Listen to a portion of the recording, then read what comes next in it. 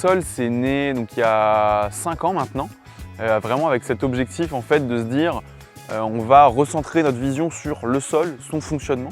Alors nous, les objectifs ils sont assez simples dans le sens où notre métier c'est vraiment d'aller accompagner les acteurs du monde agricole sur comment concevoir des systèmes de production qui soient le plus durables possible. Et donc on les accompagne de par du conseil technique au champ chez les producteurs, mais aussi de par la mise en place d'expérimentations en plein champ pour pouvoir produire de la référence. C'est toujours sur le système global d'une exploitation, c'est-à-dire que si une exploitation fait 40 hectares, c'est sur les 40 hectares. Si elle en fait 600, c'est sur les 600 hectares, peu importe le nombre de cultures, le nombre de types de sols qu'on va pouvoir retrouver sur l'exploitation.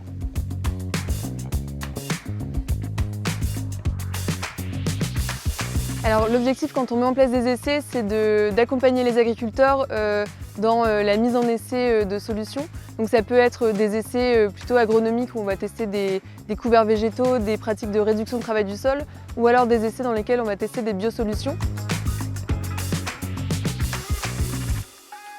L'intérêt de l'agriculteur de travailler avec Greensoil, ça va vraiment être de ne pas juste avoir des conseils, mais vraiment d'être accompagné sur comment mettre en place ces conseils.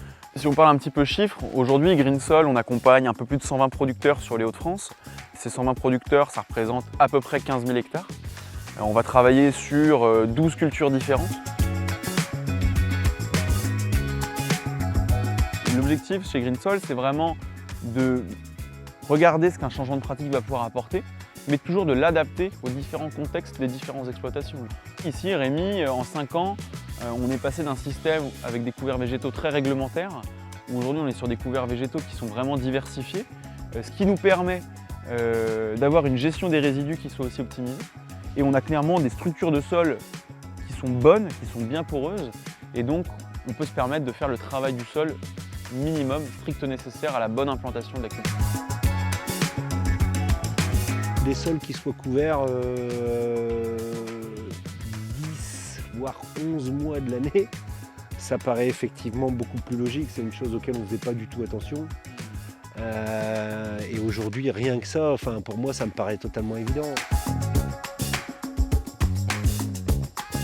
Sur l'exploitation de Rémi, on a mis en place un projet encore plus innovant pour le coup.